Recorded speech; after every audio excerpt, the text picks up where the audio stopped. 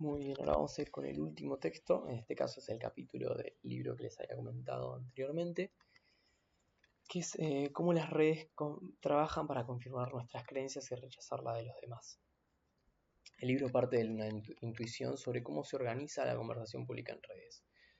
Plantea esta idea de que no da lo mismo en este capítulo, de no da lo mismo enunciar la verdad como una confirmación, es cierto que P, es cierto que X, que como una refutación.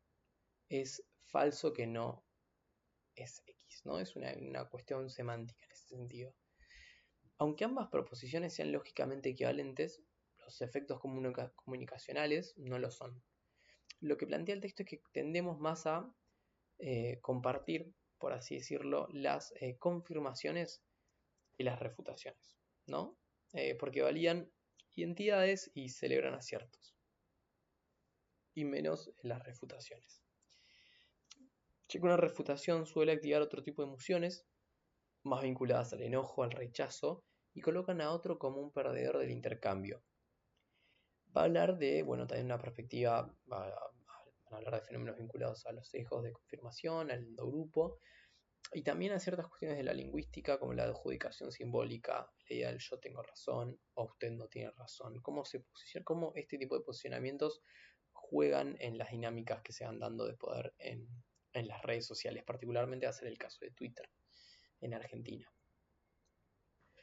Van a tomar también acá esta cuestión que ya hemos mencionado un poco, ya está el hartazgo, ¿no? De la polarización política, que es, va a hablar en el sentido de una inflación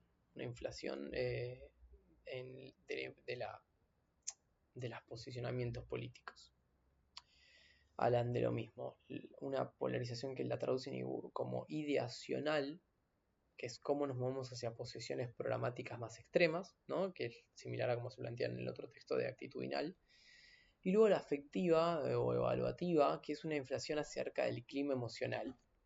No cambia lo que creo, no cambia mi posicionamiento, mis afirmaciones, sino que se agrandan las distancias y el antagonismo entre nosotros, entre mi grupo y entre los otros, de vuelta. Lo emocional tiene más que ver con la identidad social, se juega más un aspecto evaluativo de lo que siento, de cómo frente a qué grupo me presento. Esta es una metáfora de inflación cósmica, que es esta idea de que las galaxias se separan porque se expande el espacio, no porque se muevan más rápido. Del mismo modo, el espacio político se infla, se siente más lejano, más conflictivo, aunque no varían tanto los contenidos ideológicos. Esto es lo que comentábamos al principio, ¿no? De una persona no es que sea más de derecha o más de izquierda, sino que comparte más tal vez el paquete de ideas o su identidad comienza a eh, constituirse más en un espacio que en otro.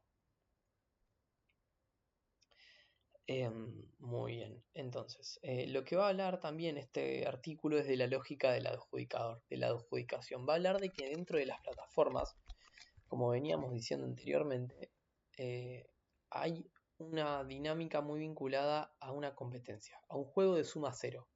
Aquel que tiene la razón es aquel que gana en última instancia.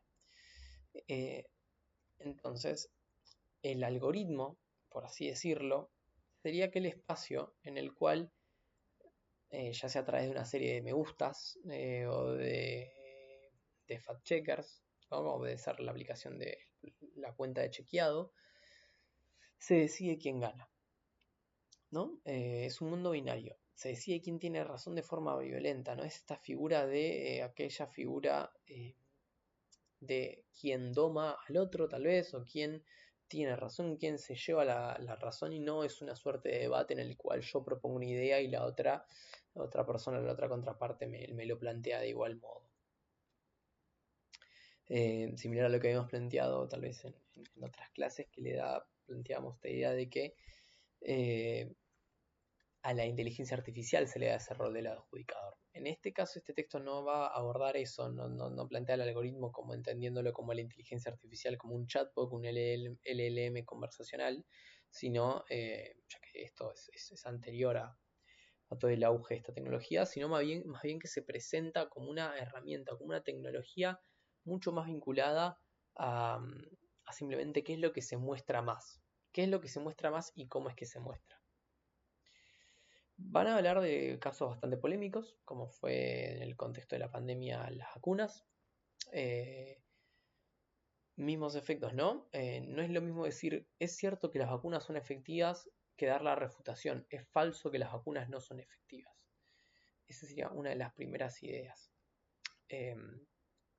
Perfecto, entonces la idea del capítulo es mostrar esta idea de eh, cómo frente a una imagen ambigua, por ejemplo, un tweet, que sería el contexto de la evocación, de la postulación, no se lee en el vacío, que depende del contexto, de todo lo que va alrededor de esta idea, esto que ellos llaman cubo de Necker, se plantea, ¿no? De que dependiendo de cómo es el enunciado y de que aquello que es enunciado, eh, van a haber algún tipo de orientación hacia un lado o hacia el otro.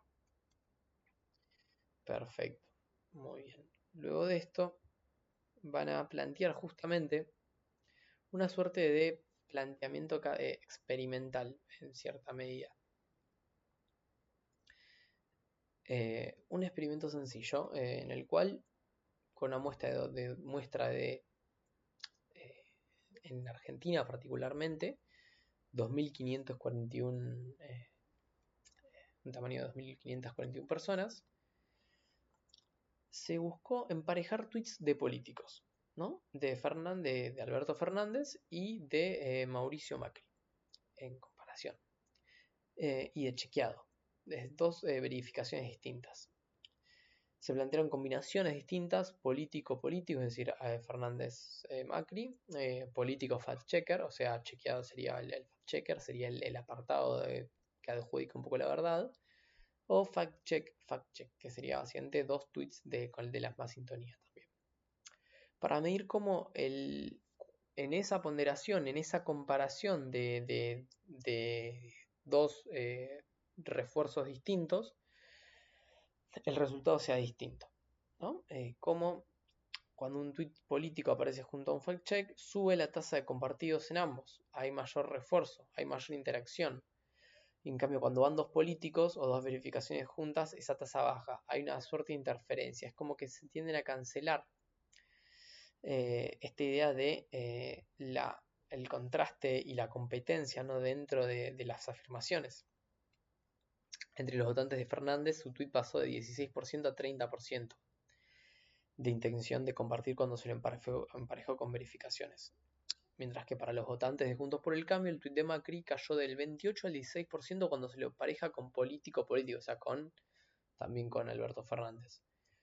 El contexto de aparición inclina la lectura y modula la acción. Es una pauta que se observó también en el caso de Colombia y en el caso de Brasil, ¿no? Muy bien, esta la idea, ¿no? Esta es la dinámica de mostrar refuerzos e interferencias entre ambas experiencias.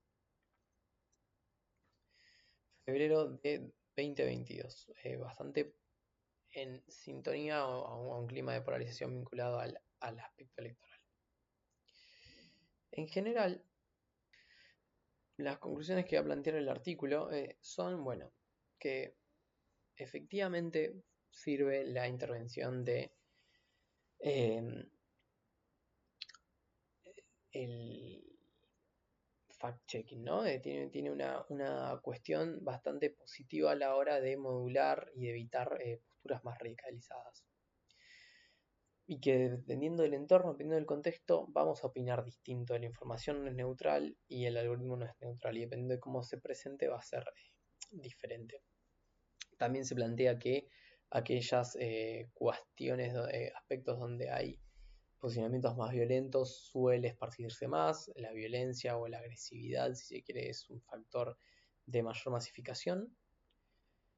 No solamente de mayor masificación de la violencia, sino también esta idea del endogrupo y el exogrupo, creo que es lo que más nos podemos quedar para nuestras perspectivas. Que dependiendo del grupo, dependiendo de quién lo dice, vamos a estar más orientados a confirmar o no esa información. En general, la idea de este artículo era simplemente ofrecer una mirada más del panorama nacional y de distintas formas donde se puede evaluar el mismo fenómeno. No es lo más específico a la unidad, pero espero que les haya servido un poco para conocer más este fenómeno y cómo nos influencia a todos, porque nadie es inmune a la propaganda en nuestro día a día.